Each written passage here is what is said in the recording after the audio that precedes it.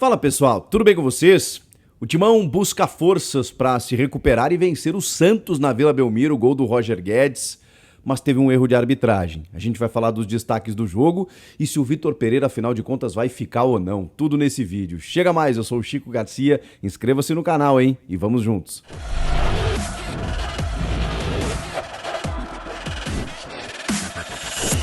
Convenhamos que o melhor de tudo foi o resultado. 3 pontos numa circunstância completamente adversa, né? Primeiro porque nitidamente o time ainda está abalado depois do que aconteceu na quarta-feira. E não tem como ser diferente, né, gente? E na verdade não é só nitidamente, é também com informação. O Roger Guedes veio aos microfones depois de ter marcado o gol da vitória e disse que até antes da bola rolar ele estava com concentração zero. Ainda estava na cabeça dele o gol perdido, ainda estava na cabeça dele o jeito que o Corinthians acabou perdendo o título da Copa do Brasil por ter jogado mais, especialmente no segundo tempo, por ter merecido a vitória, mas como ele mesmo disse, o futebol tem disso, né? Uma bola na trave, um chute por cima e o Flamengo acabou sendo campeão. E é difícil, né? Porque quando a gente fala que um time vence no detalhe, a gente deveria exaltar toda a campanha, toda a trajetória do time que acaba perdendo. Mas a gente sabe também que o título ele carimba, né? Ele credencia muita coisa, ele chancela toda uma temporada. Então vai fazer muita falta esse título da Copa do Brasil e o Corinthians vai ter que ter forças, Vitor Pereira, esses jogadores, para levantar a cabeça, seguir em frente e pensar nisso na próxima temporada. E é tudo isso que engloba o que a gente vai abordar nesse vídeo, depois da entrevista do Vitor Pereira. Mas falando do jogo, por que eu falo em condições adversas, né? Começa pela falta de concentração pelo que aconteceu na quarta-feira. Depois, com alguns jogadores preservados, que o Vitor Pereira até levou para Santos, mas não utilizou, como o caso do Renato Augusto, enfim, o próprio Fagner, jogadores que estavam no banco. E ele, inclusive no segundo tempo, coloca em campo um time completamente descaracterizado, justamente para tentar resolver um problema que lhe foi criado na primeira etapa. Um jogo abaixo do nível técnico que a gente está acostumado a acompanhar, um jogo pobre tecnicamente, de poucas chances de gol, mas aí o Yuri Alberto resolveu ser protagonista, resolveu ser personagem de uma forma negativa. Ele dá uma entrada, uma tesoura completamente descabida, podendo lesionar o seu adversário, o seu companheiro de profissão, e o árbitro Flávio Rodrigues de Souza aplica um amarelo. Muita gente está perguntando por que o VAR não chamou o Flávio para fazer uma revisão, enfim, já que todo o lance de cartão vermelho é do protocolo do VAR. Imagino eu, tá? Como é um lance, infelizmente, interpretativo, e até já vi opiniões diversas, assim, a maioria está falando que o lance é para vermelho, como eu acho, né? Tesoura por trás, não tem conversa, né, gente? Não tem conversa, se o pé ficar preso ali, já era. Tesoura por trás é cartão vermelho. Mas, como todo cartão, ele tem essa questão da subjetividade, o VAR deixou que o Flávio interpretasse no campo, né? Não é uma coisa assim, vamos lá, se tem alguma coisa que o Flávio não viu, porque eles conversam, né? Acho que o VAR deveria interferir, né? Daqui a pouco, se o Flávio entende como, não, ele atingiu a bola, e o VAR entende, não, mas espera aí, ele atinge a bola, mas tem uma tesoura aqui e tal, e tudo mais. Talvez ele fizesse a revisão. Mas imagino eu que o VAR tenha deixado para o Flávio a interpretação no campo. Mas era lance de vermelho. E aí ele é expulso minutos depois por conta de um segundo cartão amarelo. Eu concordo com esse cartão, tá? Tem gente aí que não concorda, que acha que não foi nada. Quando ele dá uma olhadinha pro adversário e joga o braço, ele não só assume o risco de cometer a infração, como ele faz algo premeditado. E isso indica ali para mim o cartão amarelo, consequentemente a expulsão. Não sei o que pretendia o Yuri Alberto no jogo, mas ali ele poderia ter comprometido todo o resultado. O que faz o Vitor Pereira precisa começar a mexer no time.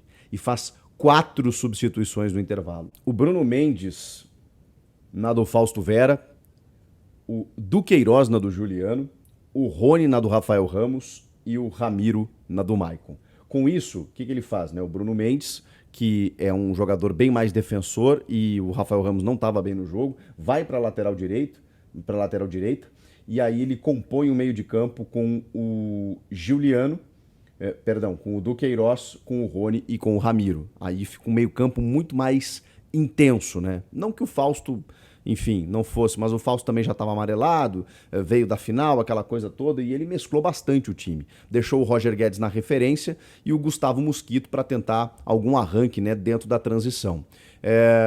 Ainda assim, o Santos, que tinha a possibilidade de conseguir a vitória por ter um jogador a mais, no começo do segundo tempo, o Lucas Barbosa, que entrou no segundo tempo, toma um cartão amarelo. E aí, antes dos 15 minutos, toma um segundo e é expulso. E esse cartão foi completamente descabido. Porque ele vai disputar com o Cássio, só que ele pisa no chão antes. E depois acaba se chocando com o Cássio. Não houve uma temeridade, uma ação ali de, enfim, de atingir o Cássio ali e tal. Ele nem pega no Cássio, na verdade, quando ele estica a perna. E depois ele acaba se chocando com o goleiro do Corinthians, que dentro da experiência, né? Até porque daqui a pouco pode ter se machucado pelo choque, mas não foi pela ação faltosa do jogador do Santos, do Lucas Barbosa. E o Flávio vai lá e dá o segundo amarelo e expulsa o jogador. E o VAR não pode entrar? Não pode. Porque se ele aplica o vermelho direto, o VAR poderia dizer, peraí, ele pisou no chão, ali foi um choque natural e tal. Como é um amarelo, o VAR não pode entrar em lance de cartão amarelo, mesmo que a consequência seja uma expulsão. E eu acho que essa regrinha do protocolo do VAR tem que ser alterada. Porque se a consequência é uma expulsão, o protocolo deveria mandar o árbitro, o VAR, recomendar revisões em casos, né, de cartões amarelos que resultem em expulsões. Por hora, só pode revisar em lance de cartão vermelho. O que acontece a partir daí? O Corinthians equilibra o jogo. Fica 10 contra 10. E, inclusive, cria chances mais claras, porque o Santos está jogando em casa, busca, inclusive, ter mais posse de bola, ronda mais a área do Corinthians. O Corinthians se defende bem, porque realmente colocou muitos jogadores ali à frente da área e apostou nas transições mais rápidas, né? O Ramiro é um jogador muito intenso, o Duqueiroz da mesma forma, e é dessa forma que o Corinthians vai construindo algumas chances. Tem um cruzamento do Mosquito pelo lado esquerdo. Aliás, né, Mosquito pelo lado esquerdo poderia ser mais testado, né? Porque daqui a pouco ele tem um pouco mais de efetividade nesse corte para dentro e cruzamento e chute e tudo mais do que o Adson pela direita vem demonstrando. E ele faz um cruzamento na medida para o Roger Guedes, mas a defesa afasta. E aí depois, no contra-ataque, no escape, o Ramiro tabela com o Roger Guedes e o Roger Guedes só para dentro do gol. E aí ele para na frente do João Paulo. E o que me chamou a atenção nesse gol é que ele tá arrancando, vem acho que fechando o Mosquito aqui para tentar receber a bola, e o Roger Guedes está arrancando, passa pela defesa, quando ele chega na frente do goleiro, ele dá um chute no meio da passada. Ele não espera um movimento adicional para enquadrar o pé de apoio e fazer o chute. Ele tá vindo e o chute dele vem completamente inesperado. De biquinho, entre as pernas do João Paulo. Belíssimo gol do Roger Guedes, que precisava, né? Depois do gol perdido, ele disse que a bola bateu na panturrilha dele, ele não conseguiu nem fazer nenhum movimento, porque é muito fácil a gente aqui, né? Claro que é um gol perdido, que, né, revolta o torcedor, como é que perde aquele gol? O cara tá embaixo da trave, não, né, não tinha, era só empurrar para a rede, mas na hora lá, não dá muito tempo de pensar, né? Ele tá dando o carrinho, a bola vai bater nele, ele não consegue empurrar a bola para a rede, ela bate na panturrilha e sobe. É muito doido, né? Como o futebol ele consegue, né, proporcionar algumas coisas. E aí ele, né, obviamente ficou feliz pelo gol, resolveu o jogo, se doou até o final e conseguiu uma vitória fundamental. O Corinthians, o Corinthians tem dificuldades enormes jogando fora de casa. O Corinthians tem dificuldades enormes jogando clássicos na temporada. E é por tudo isso que essa vitória é importante. Por conta da dificuldade do jogo. O Santos está numa evolução no campeonato, está numa ascendência com o Orlando Ribeiro, que eu acho até que melhorou o time do Santos quando ele chega e assume. O Corinthians não consegue ganhar clássico, não consegue vencer fora de casa, veio da perda do título com todo esse contexto, sem um time, enfim, né, titular para colocar em campo e ainda assim consegue a vitória, volta para o G4, que é uma regularidade, né, desse time do Vitor Pereira no campeonato. Falando em Vitor Pereira, e aí projeção para o ano que vem, ele vai para a entrevista coletiva e de novo é muito vago, muito indefinido, não toma sua decisão. Os jogadores mesmo falaram, o Roger Guedes, olha, ele não contou pra gente ainda, a gente também tá esperando, vamos ver se ele fala aqui. os bastidores eles são muito dissonantes, né? Tem um lado diz que o sintoma é de otimismo, o outro lado diz que é impossível saber, porque na verdade mesmo, eu tenho dito isso aqui para vocês, nem o Vitor talvez saiba, nem o Vitor sabe. Então, cravar agora que ele vai ou não ficar é muito delicado. A gente tem alguns sinais, né? Pelas conversas, pela vontade dele, e eu acho que essa é a principal informação.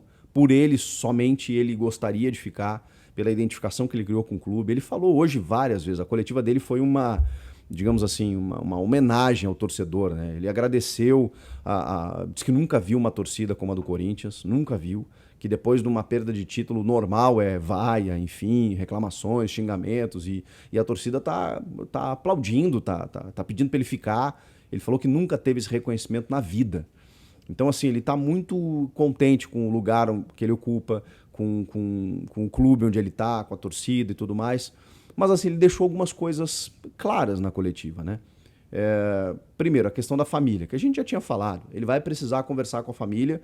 Não sei por que ele ainda não conversou, não sei se não conversou, não sei se ele ainda está tentando um convencimento, ou se ele realmente está esperando um pouco mais para decidir, porque a situação não deve ser fácil. Se fosse, eu acho que ele já teria decidido.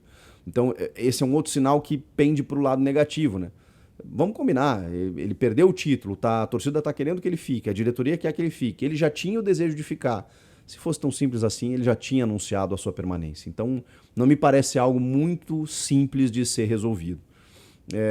E também quando ele coloca que para vencer os grandes investimentos, as grandes equipes, os grandes elencos, ele vai precisar de reforços. E ficou muito claro hoje, né?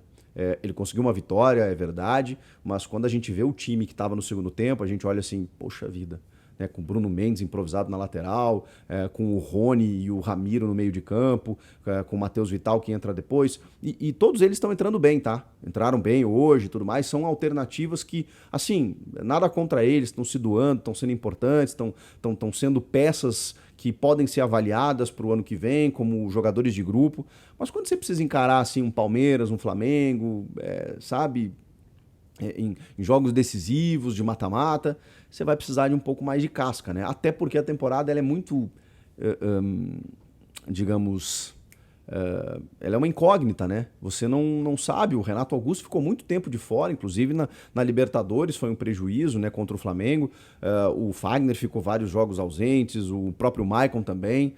Então ele vai precisar saber, peraí, com quem que eu posso contar? Eu tenho um elenco para competir?